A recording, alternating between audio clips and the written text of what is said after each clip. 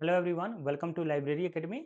हम लोग डिस्कस करने जा रहे हैं आईएसबीडी पे एमसीक्यू। जो हम लोगों ने प्रीवियस लेक्चर में थ्योरेटिकल टॉपिक मतलब थ्योरेटिकल कवरेज किया था, उसी पर बेस्ड हम लोग एमसीक्यू देखेंगे कि प्रीवियस ईयर में कैसे कैसे क्वेश्चन आए हैं, जिससे आपको ना प्रॉपर वे में एक समझ हो जाए कि हम टॉपिक जो पढ़े उस पर क्वेश्चन कैसे अटेम्प्ट करना है। तो आईएसबीडी पे यानी इंटरनेशनल स्टैंडर्ड बिब्लियोग्राफी डिस्क्रिप्शन पर हम लोग एमसीक्यू करेंगे। अगर आपको आएगा तो आप कमेंट कर सकते हैं। अगर आप ये वीडियो यूट्यूब पर देख रहे हैं तो चैनल जरूर सब्सक्राइब कर लीजिएगा, बेल आइकन को प्रेस कर दीजिएगा। और अगर आपको लेक्चर अच्छा लगता है तो आप लाइब्रेरी एकेडमी ऐप डाउनलोड करके वहाँ पे कोर्सेस आप खरीद के आप अपना प्रिपरेशन स्टार्ट कर सकते हैं और आने वाले समय में सिलेक्शन पा सकते हैं। तो चलिए, फर्स्ट क्वेश्चन है, ISBD was created and maintain by, यानी आईएसबीडी का निर्माण एंड रख रखाव किस संस्था द्वारा किया जाता है। तो आपको पता है आईएसबीडी का डेवलपमेंट किसने किया? इफ्ला ने किया। तो ऑप्शन नंबर सी इसका करेक्ट हो जाएगा। सबसे पहले 1971 में आईएसबीडी एम करके आया। एम मतलब मोनोग्राफ। मोनोग्राफ मतलब ऐसी पुस्तक है जो बार बार पब्लिश नहीं हो रही है, एक सिंगल कॉपी में आया। देखिए, उसका सेकंड एडिशन आ सकता है 2 साल 4 साल बाद, वो भी एक मोनोग्राफ का ही एग्जाम्पल हुआ। लेकिन जो मोनोग्राफ जैसे मैगजीन वगैरह होते हैं ना, जो हर वीकली हर साप्ताहिक एक ही टाइटल से बार बार पब्लिश हो रहे हैं, वो मोनोग्राफ में कवरेज नहीं होते हैं, उनको सीरियल्स या पीरियडिकल्स बोलते हैं। ठीक है। नेक्स्ट क्वेश्चन है, question number 2, ISBD now contains how many area of description. तो देखिए, ये कितने एरिया ऑफ डिस्क्रिप्शन में अपना मतलब कि जो इसमें कितना एरिया ऑफ डिस्क्रिप्शन होता है कि वर्णन है पूरे, अगर डिस्क्राइब करना है तो वर्तमान में आपसे पूछा गया है तो आपको पता है कि अगर आप देखेंगे तो देखिए 9 है, 8 भी है, लेकिन 9 जब है तो 9 आंसर हो जाएगा। ये देखिए यूजीसी नेट का पेपर में पूछा गया है, ठीक है? प्रीवियस जो फर्स्ट क्वेश्चन था ये भी आपका केवीएस वगैरह का पेपर है, ये यूजीसी नेट का है। नेक्स्ट क्वेश्चन है, यूजीसी नेट में पूछा गया है, ISBDM bibliographic information is divided into. अब देखिए आईएसबीडीएम में ग्रंथ सूची संबंधित सूचना को कितने क्षेत्रों में विभाजित किया जाता है? अब बता देखिए, हमें ना अब आपको ये पहले पता चल गई कि आपका मोनोग्राफ है, तो आपको टाइप पता चल गई कि ये पुस्तक है। अब उस पुस्तक को कितने एरिया में आप डिफाइन करेंगे? तो आप 8 एरिया में डिफाइन करेंगे ना। अब 8 एरिया में क्यों करेंगे? देखिए 9 एरिया तो पूरा ना है, तो पूरा है तो हमें तो पहले ही पता चल गया कि 0 वाला जो है पता चल गया कि ये मोनोग्राफ है। हमें टाइप पता चल गया, तो अब उस मोनोग्राफ को हम कितने एरिया में डिफाइन करते हैं? 1, 2, 3, 4 ऐसे करके 8 तक डिफाइन करेंगे। तो 8 एरिया ये हो जाता है, 0 वाला हो जाता है जिसे हम आपको एक बार आपको दिखा देते हैं थ्योरी में जो मैंने पढ़ाया था आपको। देखिए, जो ये स्ट्रक्चर ऑफ आईएसबीडी रिकॉर्ड है, जो हम लोग थ्योरेटिकल लेक्चर में अभी कवर किए हैं, उसमें 9 डिस्क्रिप्शन एरिया मैंने बताया था। 0 जो है ना, ये कंटेंट और मीडिया टाइप हो गया कि ये सीरियल्स है या आपका मोनोग्राफ है या सीडी रोम है या आपका डीवीडी है, क्या है? ये पहले ही पता चल गया। जब ये पता चल गया तो 0 में वो चीज़ पता चल गई, मतलब फर्स्ट में वही पता चली। अब आगे का जो डिस्क्रिप्शन है, अगर मान लीजिए मोनोग्राफ है, तो उस मोनोग्राफ को 8 एरिया में डिफाइन किया गया है। 1 से 2, फिर आपको 3, 4, 5, 6, 7, 8। तो इसीलिए इस क्वेश्चन का जैसे आप देखेंगे, ये क्वेश्चन दोनों में आपका ट्विस्ट है कि ISBD now contain how many area of description 9, but अब अगर हमें ये पता चल जाए मोनोग्राफ है, अब उसको डिस्क्राइब करना है तो 8 एरिया होगा। ठीक है, ये समझ गए क्वेश्चन।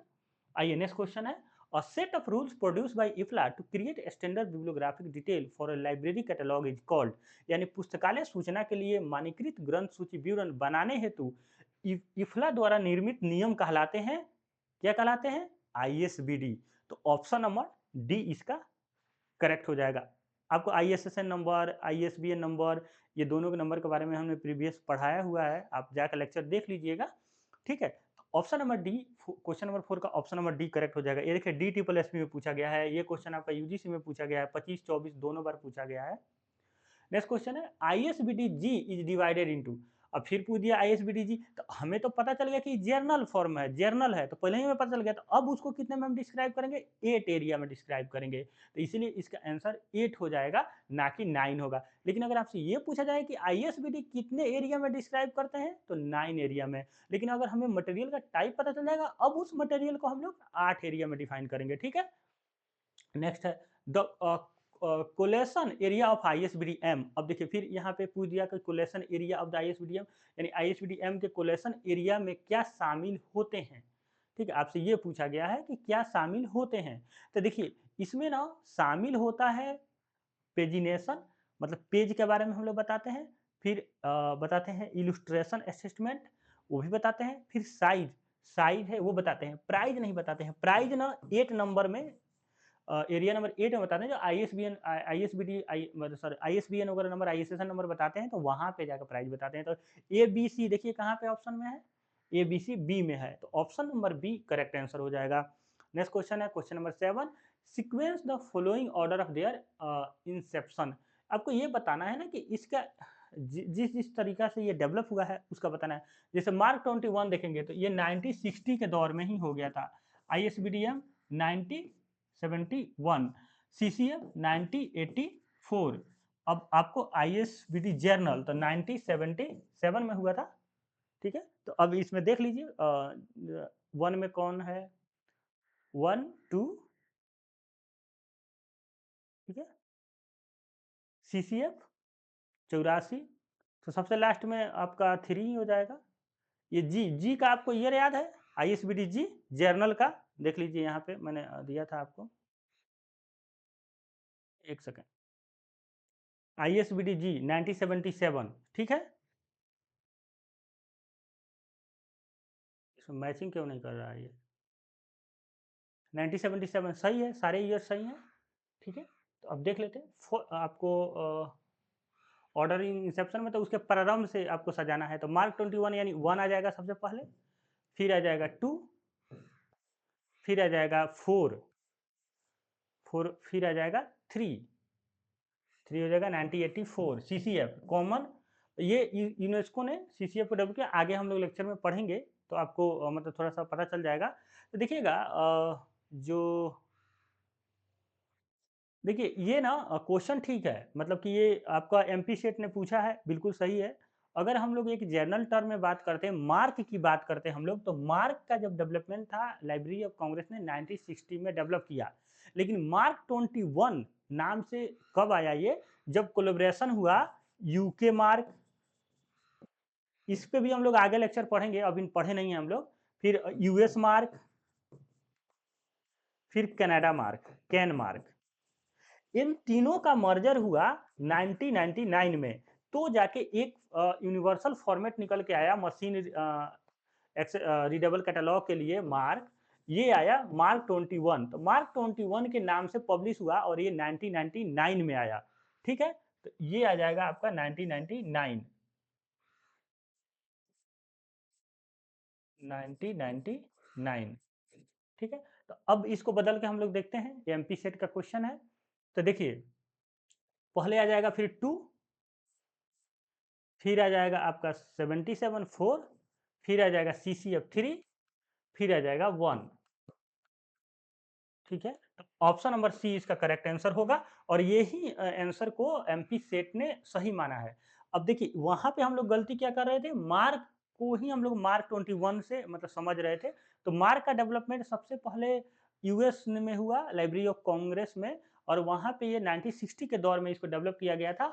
बाद में मार्क 21 3 मार्क को मिलाकर यूके कनाडा, मतलब यूके यूनाइटेड किंगडम, कनाडा और यूएस मार्क तीनों को मर्जिंग किया गया। फिर मार्क 21 का डेवलपमेंट किया गया, एक तरह से मर्ज करके, कि हम लोग इंटरनेशनल एक मशीन रीडेबल कैटलॉग का निर्माण कर रहे हैं, तो इंटरनेशनली एक होना चाहिए। अलग अलग रहेगा तो फिर यूके का व्यक्ति अगर यूएस में जाएगा तो उसको दिक्कतें आएगी। तो इस तरह से डेवलप हुआ 1999 में। तो आपको यही ईयर आपको ध्यान रखना है, हो जाएगा क्वेश्चन। नेक्स्ट क्वेश्चन है, international standard bibliographic description ISBD is frame by, मतलब किसने इसको फ्रेम किया, ये डी ट्रिपल एस बी 2021 से क्वेश्चन है, तो पता है आईएसबीडी का फ्रेम आपको इफ्ला ने किया। क्वेश्चन नंबर 8 का बी हो जाएगा सही। नेक्स्ट है, what is the relationship between ISBD and cataloguing code.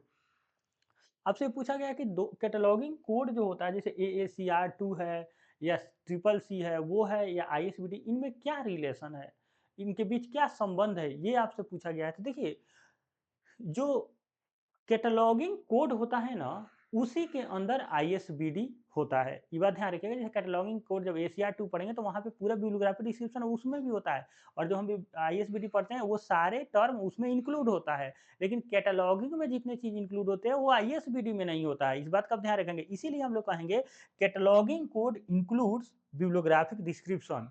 ठीक है, तो ऑप्शन नंबर डी इसका करेक्ट हो जाएगा। ये राजस्थान लाइब्रेरी में पूछा गया है, ये इसका एमसीक्यू का फाइनल आंसर की है।